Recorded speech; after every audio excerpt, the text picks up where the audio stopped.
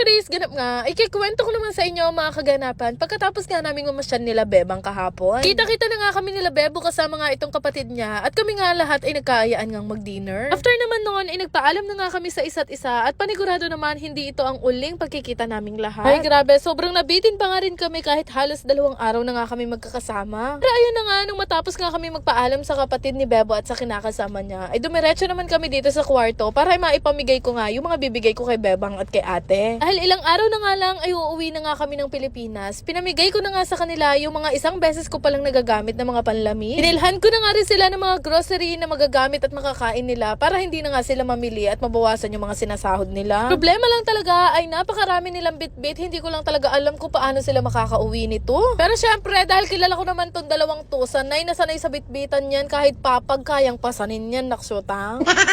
Noong mga time nga na to ay naaawa na nga kami ni Bebo sa kanila dahil iniisip talaga namin kung paano nila yan dadalhin pa uwi. Sayang lang talaga, bakit kasi hindi namin pwedeng dalhin dito si Montero Pulipay?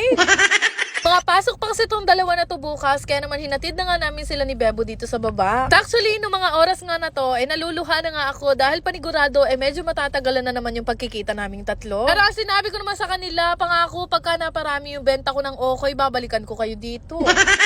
Kaya naman bago pa nga kami mag-iyakan ditong tatlo ay nagpaalam na nga ako sa kanila dahil nagpipigil lang talaga ako. Sa 2 araw nga naming pagkikita, naku, naikwento na nga nila sa akin yung 3 taong pag-i-stay nila dito sa Japan. Nag-worry tuloy ako sa 2 na to, paano ba naman para silang makikipagtanan? Hindi nga namin sila iniwan ni Bebo at hindi namin inalis yung tingin namin sa kanila hanggat hindi pa nga sila nakakalayo. Sobrang dami nga nilang bitbit, ayan nagkakanda hulog-hulog pa yung mga noodles nilang binuraot sa akin. Chares! Pero ayun na nga, fast forward, kinabukasan nga, ay nagkaayaan na nga lang kami ni Bebo na maglaro nga ng claw machine. Plus 4 na araw na lang kasi kami dito sa Japan at sabi ko sa kanya, enjoy na lang namin yung natitirang araw namin. Sabi ko nga sa inyo, nitong mga nakaraang vlogs ko ay nag-i-enjoy at talaga naman nakaka-addict maglaro ng claw machine dito. At sa sobrang ka-addikan nga namin pareho ni Bebo, talaga namang gumagastos na nga kami ng lapad-lapad makakuha lang ng figurine. Ay, sa totoo lang, sa dami ko nagagastos dito, hindi ko naman kilala yung mga pinagkukuha ko. Aday na nga nakakuha na nga si Bebo at ako naman ay talaga naman nagpupursigi kahit na nakakailang lapad na ako dito sa Gedli. Nagigil na nga ako ng mga oras na to dahil napakarami ko nang nagagastos. Nabawasan pa tuloy yung pangpakasal namin, naksyota. Ay naman dito kay Bebo kahit nakailang lapad siya ay nakakuha naman siya ng napakalaking stuffed toy. Ang tanong nga lang, saan ko naman to isisiksik at paano ko tumayo uwi ng Pilipinas? So ganun pa man, iba kasi talaga ang ligaya kapag ka nakakakuha ka sa mga claw machine. Ay sa dami ba naman namin naihulog at nagastos kung hindi kami nakakuha, Diyos ko, parang minggo kumakasibaktong, naksyota.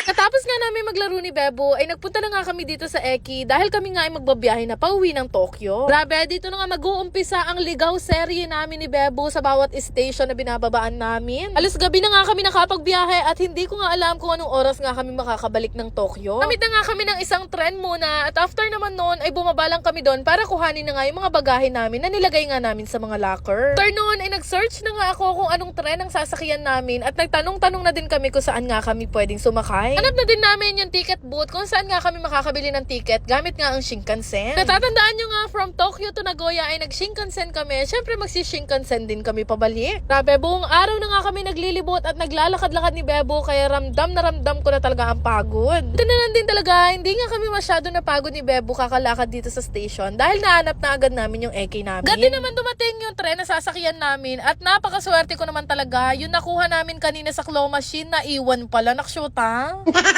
Diyos ko, nakailang lapad nga kami para makuha yung pating na unan na yun, naiwan naman pala sa upuan.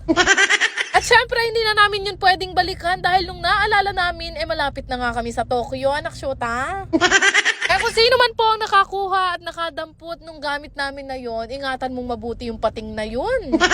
Buhat ko ngayon ng ilang oras at talaga naman namula ang kamay ko dahil sa sobrang bigat, minsan lang palang mawawala. Pero mag-move on na tayo doon dahil kung sakaling pauwi na nga kami ng Pilipinas, hindi ko rin naman alam kung saan ko yun isisiksik. At ayun na nga, fast forward, nandito na nga kami sa Tokyo at sasakay pa kami ng 2 tren bago nga kami makauwi sa pinaka-apartment namin. Ay grabe, nararamdaman nyo na ba yung pagod namin? Syempre hindi, kami lang naglalakad naksyota. Kaya naman ang pinaka-advice ko sa inyo kapag ka nagpunta kayo dito sa Japan, dahil puro lakad nga kaming dalawa ni Bebo, magdadala kayo ng komportable yung sapatos. Ay pagkatapos nga ng halos 5 hours na pagbabiyahe namin ni Bebo, ay finally nakabalik na nga kami dito sa amin. Ay grabe, hindi nakaka-pretty ang magbiyahe ng ganong katagal.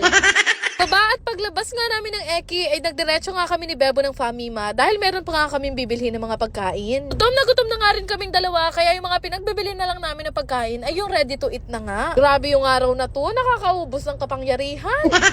Hindi rin naman karamihan yung mga pinagbibili namin ni Bebo. Sinakto lang namin para sa kakainin namin bukas ng umaga. Alam nyo, sa susunod na babalik kami ng Japan, papapassport ko na rin si Montero Pulipane. May apelido naman siya. Pagod na kami kakalakad. Naksyutang.